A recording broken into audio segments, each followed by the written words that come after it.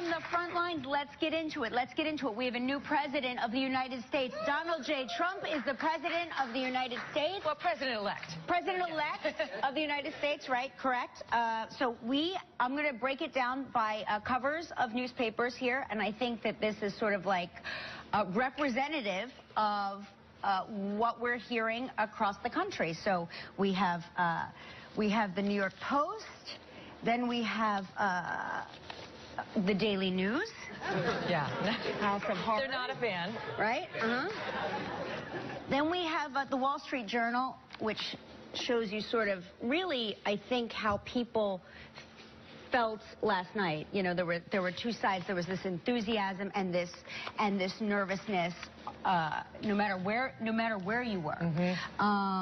And of course, the New York Times has it down to the wire, says Newsday. Everybody was really sort of watching this election and the returns come in. And I've never seen a race, and you can get into this because you were really there broadcasting it, where they were, it seemed like counting, usually like they will call an election right away. It seemed like this was, they were waiting until 90% of the votes were counted. Well, I mean, in prior elections, last time around, 4 years ago, we called it in the 11 o'clock hour for Barack Obama. So we kind of figured we'd be calling it in the 11 o'clock hour. And what happens is you sit down for the exit polls, the first round of them at 5 p.m. Right.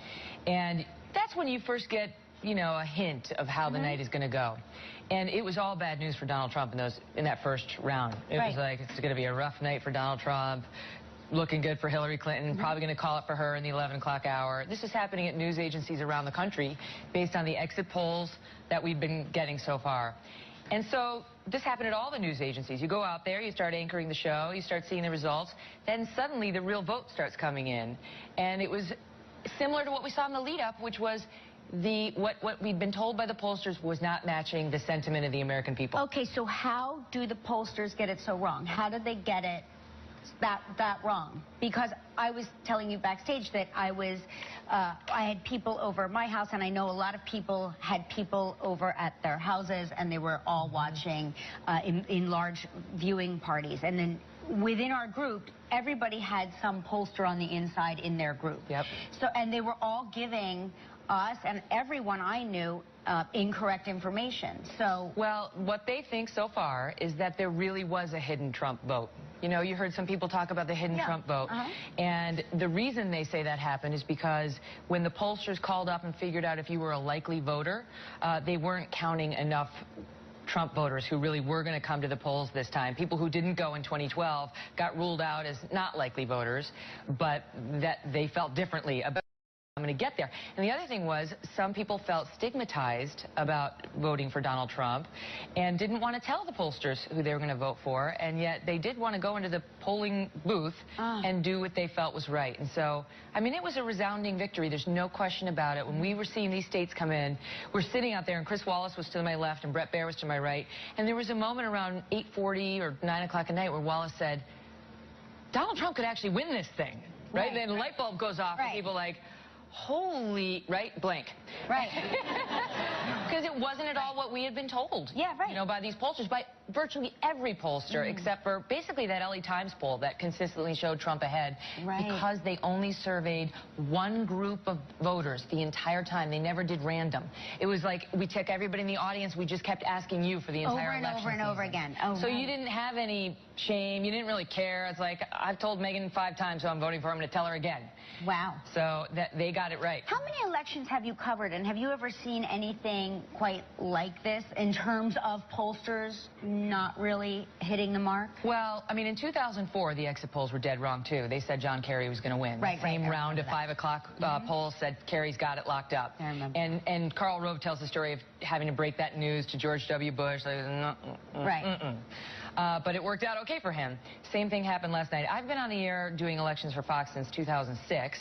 I've never seen anything like this, and I don't think we're ever going to see anything like this in our lifetimes. I think you'll never have a result this shocking where people got it this shockingly wrong. It's so interesting. I'm looking out in the you don't have an audience at your studio. No, okay. I have like 4 people in the studio. I know. So I'm like staring out at the audience, and I've been trying to sort of take the temperature, you know, just sort of out in the universe today. Everybody has sort of the same look on their face, and I can't quite put my finger on it. Stunned? Stunned. It says, is that what it is? Hello? But you know what? It's after all of these elections, half the country is severely disappointed, right? And half the country is thrilled, right? This happened 4 years ago as well, and it all winds up being okay. You know, so for the people who feel upset today, this is the United States of America, and it's the most glorious place to live in the world.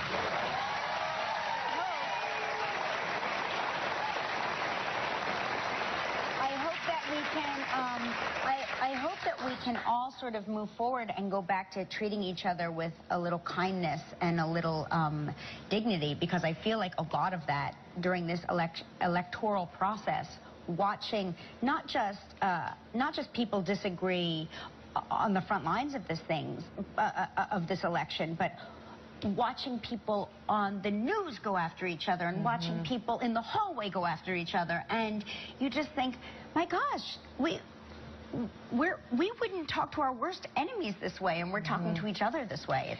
You know, I think it's helpful in life and in politics to try to perceive the other person through the most generous lens. And if people can perceive Donald Trump through that lens now and give him the benefit of the doubt, and if the Trump supporters can start to perceive the other half of the country in that same way, maybe there'll be, I'm not going to say a healing moment, but perhaps something a little bit more positive. I will say this. You know, love him or hate him, he's the president-elect of our country. And the one thing he needs more than anything right now is our prayers. Oh, my God. And good wishes for a strong performance. He's got a lot to deal with. And so even if, you know, that's one of the things that makes us great, is we go through this electoral process, but at the end of it, we do accept the result. We get behind our president. We can fight still. You know, there can be disagreements on policy. You can criticize positions or language or, you know, certain statements, but we all share the same basic core values as Americans, and that's what we should focus on, I think. Yeah, I agree.